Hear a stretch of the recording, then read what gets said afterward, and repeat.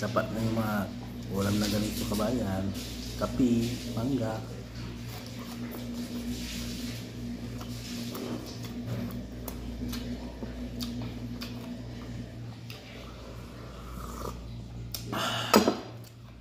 Alas 5 pa yung schedule ko sa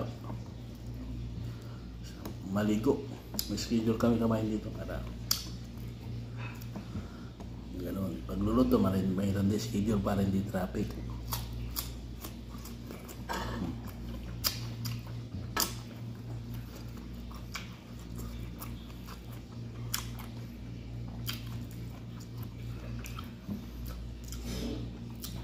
Alas 3 ng alas 4 ng madaling araw, mag-ulam ka ng alamang sa kakape, tas mangga.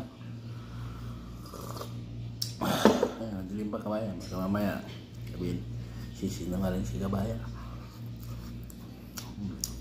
Wala pang sahod kabayan.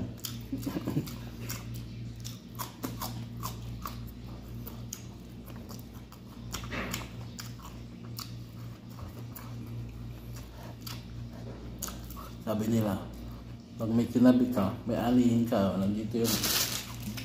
Made in Philippines, alagamang.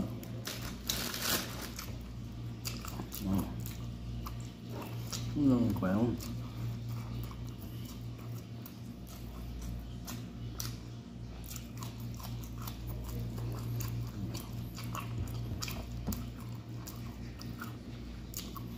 Sarap.